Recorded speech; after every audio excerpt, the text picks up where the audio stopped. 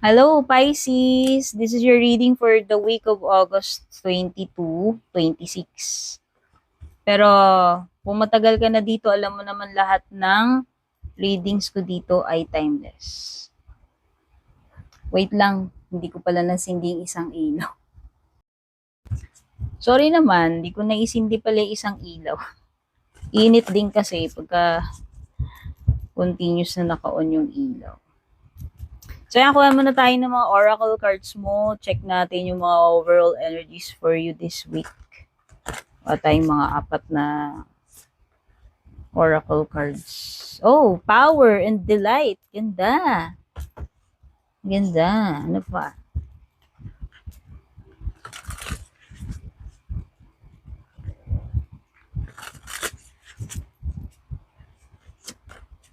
Light in the dark. Take the leap. Whoa. Pisces.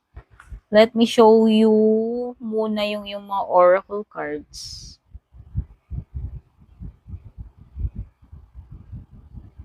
Ayan. Meron ka dito delight. Ayan. Ganda oh.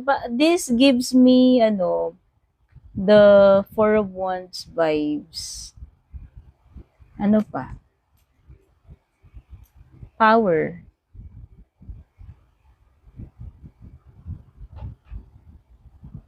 Okay. And then you have light in the dark.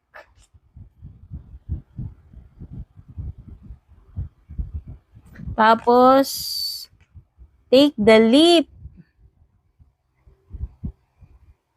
Take the leap daw, Pisces. Parang si ano to? Si Fool card, no? Okay. So, wow, whatever itong bagay na to, Pisces, nako, mukhang ikaw ay magiging very happy, delighted to receive this. Yes, it could be na merong magandang bagay, pangyayari or blessing ka na matatanggap.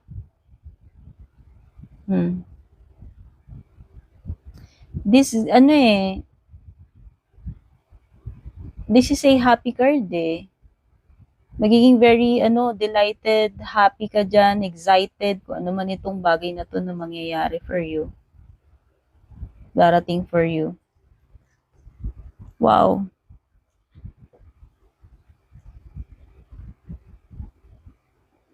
Something about this thing na mangyayari sa'yo gives you power.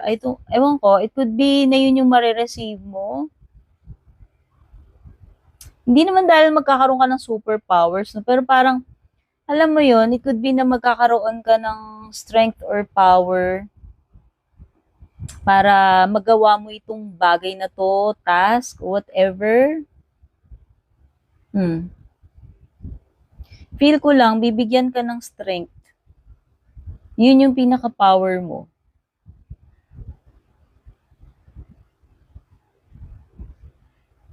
Or whatever skill na meron ka na available na sa'yo, pwede rin naman. This is your special power eh, whatever itong tinutukoy ni Elephant. It could be na unique ability mo na maha-harness mo, magagamit mo para ma-achieve mo yung goal mo or success mo or to overcome the situation. Okay? What else? There is light in the dark. Okay, for some Pisces na nakaka-experience ng dark times na pinagdadaanan, ibig sabihin there is hope, there is light at the end of the tunnel, Pisces. May naaaninag na pag-asa.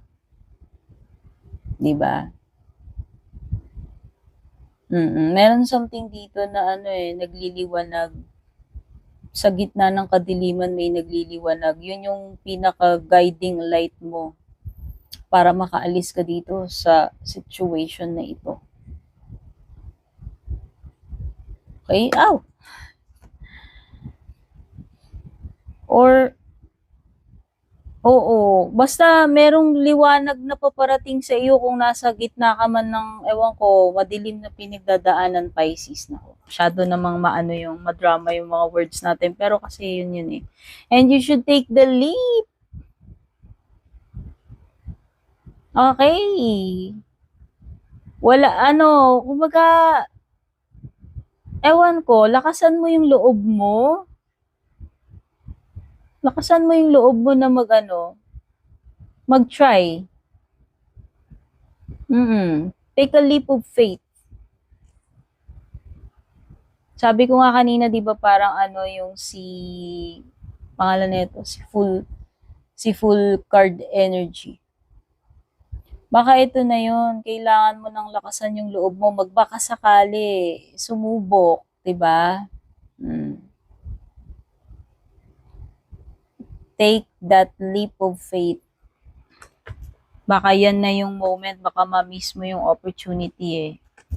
Okay, check natin when it comes to career, financial. Okay, malapit nang matapos, Pisces, yung mga mabibigat mong dinadala. Konting tiis na lang, promise. Malapit na ng completion yan, number 10 na yan, no? You are OTW sa iyong success, you are OTW sa iyong goal. Yan. Maging confident ka.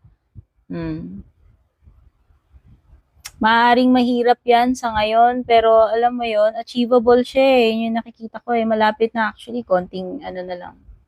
Konting sacrifice na lang, konting tiis na lang. Pasensya. Or konting push na lang. Ayan. Maging confident ka, maniwala ka na kaya mo yan. Queen of Wands is reminding you. Okay, na na meron kang sapat na kakayahan to accomplish this. Okay? Okay, kung ano man yan regarding money, kabuhayan, negosyo, or career mo. Next, check natin yung pagdating sa bahay, sa family. Merong devil card dito. Hindi ko pwede ipakita kasi may nakahubad eh. Bawal. Mahigpit ngayon si YouTube, no? Ang maganda rito, Pisces, kasi baliktad naman yung devil card mo, which means whatever itong situation na to na maaaring na ka dyan, na obsess ka, alam mo yon, na hook ka dyan. And ito yung bagay or situation na parang nag-gain ng control sa'yo, nag-take over, well, matatapos na yung period na yan. Nandun ka na sa dawn of enlightenment eh. Ito yung mga toxic or addictions, obsessions, at unhealthy attachments.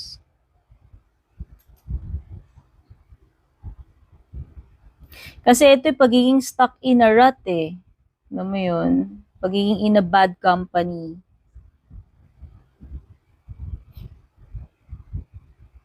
It could be pagsasama, kung, ewan ko, may nakasama ka ba, naka-live-in sa bahay, na ganyan, na toxic. Matatapos na yan eh.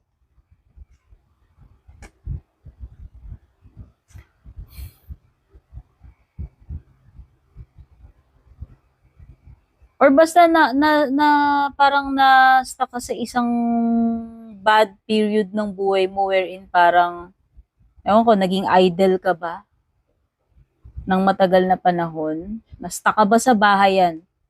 Specific, kung na-stuck ka sa bahay, pwedeng yun eh. Matatapos na yung period na yan. Ayan, mag-e-expand ka uli ng horizons mo. Makakapaglayag ka uli. Makakapag-explore. Okay? Or makaka-travel na kung ewan ko. Basta, there is something here about expansion, improvement, and taking action uli kung matagal kang natenga Especially kung na ano ka, naburo ka sa bahay. Kaya pala, pupunta siya dun sa area ng bahay. So, ang nakikita ko na naman dito is ano na yan, o magpanahon na para ano, makipagsapalaran uli. Or mag-abroad para sa iba sa inyo kasi parang may element ng long distance dito or traveling. Ayan, halimbawa, ikaw ito or a family member na ano, na stuck sa bahay. Like halimbawa, matagal na hindi nagkaroon ng opportunity para mag-abroad, magtrabaho, ikaw man yan or a family member. Ayun. So, yun na nga yung nakikita ko. So, sabi ko nga, parang merong paparating na pagbabago pagdating dun sa bagay na yun. Okay, so makakapag-abroad uli, makakapag-travel uli. Yun lang, syempre aalis na naman uli para iwan yung family, makikipagsapalaran uli. Yun lang na may nakita ko. Kasi itong area na to is may kinalaman. Anything sa pamilya ninyo and sa bahay. So, yun lang nakita ko. And pagdating naman sa love life mo, Pisces.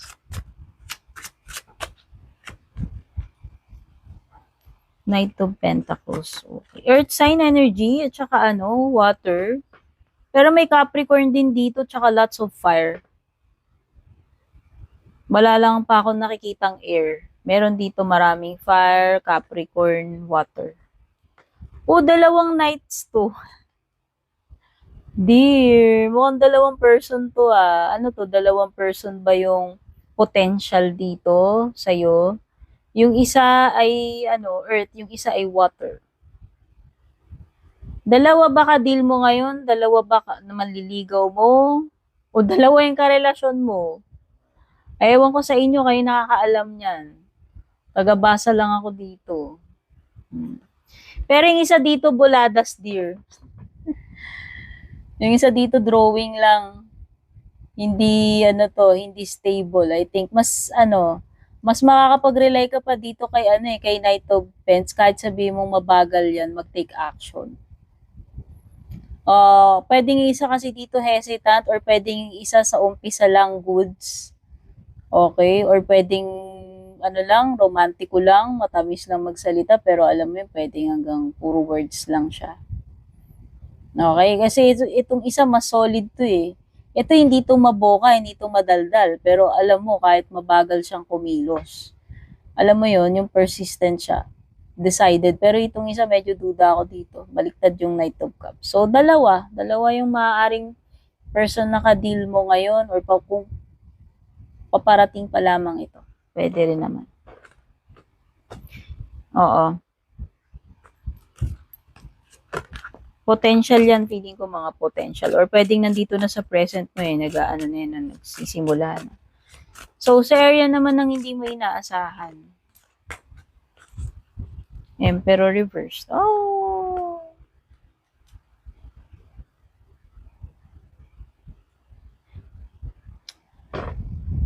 Okay, feeling ko dito, hindi mo inaasahan na itong person na to ay hindi pala ganun ka-reliable, responsible. Oo. Hindi siya capable eh. So, akala mo siguro, o kung hindi man person na nakaka-deal mo ikaw, siguro hindi mo in-expect na, okay, akala mo kaya mong i-manage, pero hindi pala. Hirap pala. Alam mo yun. Akala mo kaya mo. Akala mo easy lang, pero hindi pala. Hirap pala yung situation. No? So, siguro yun, hindi mo in-expect lang na hindi ka pala equipped, prepared para dito sa responsibility na to, duty or whatever, or position. Ayan. If you're dealing with the person, this is Aries, hindi mo and baliktad kasi siya, it could be na hindi mo in-expect na may pagka-manipulative to, controlling, bossy, dominante, pero meron siyang may pagka-irresponsable siya eh. Okay? Hindi niya magampanan ba yung role niya? And sa area naman ng, ayan, magandang mangyayari for you. Good news, good stuff. You have what's this? 5 of Pentacles. Wow! This is good news. If, especially kung hindi naging okay recently yung financial mo. Kasi ang ibig lang sabihin nito ay ano to, a period ng magiging stable na uli when it comes to financial. So kung nagkaroon ng financial crisis, matatapos na yun, problema sa pera. A period ng nahihirapan sa pera, pagiging gipit. Okay. And if this is a person, earth sign, may pagbabalik. Yun. Kung sino man tong person na nang ghost o ewan. Yung iba dito, ito na yung big break na hinihintay ninyo. Kung halimbawa nahihirapan kayo mag-apply ng trabaho, walang tumatanggap sa inyo, walang malipatan, yan yung mga ganyan. Okay, ito na yung kasagutan doon. Ibig sabihin, maaring ito na yung opportunity darating na makakahire na kayo, etc. etc. Okay, kuha na tayo ng dalawang additional cards para sa ano yung magiging payo sa iyo ng reading na ito, Pisces. Karagdagang mensahe or closing messages for you. Meron ka ditong gratitude and different paths. Gratitude and different paths. Sinasabi dito sa gratitude mo, you need to be grateful for the love already present in your life to attract more of it. Okay, I think this is pagiging blissful, happy. Kung ikaw ay meron namang current relationship, huwag ka nang maghanap pa ng iba. Kasi mukhang andyan na nga sa harapan mo yung blessing eh. Okay, ang importante na maging grateful ka dito sa love na present sa buhay mo or kung ano man meron to, kung hindi ito love life tumutungkol sa'yo. Okay? Meron nandyan dyan sa harapan mo eh. Meron ka na eh. Kailangan mo lang ma-appreciate yan. Maging present ka dito and maging grateful ka. Para mas lalo ka pang maka-attract ng more blessings or more ng mga positive in life. And different paths, meron sinasabi dito na you are not on the same page with this person you have in mind. Okay. Mukhang magkaiba yung direction ninyo nitong person na to. Oo. Hindi kayo pareho ng mga goals, iniisip, plano, ng gustong mangyari. It could be.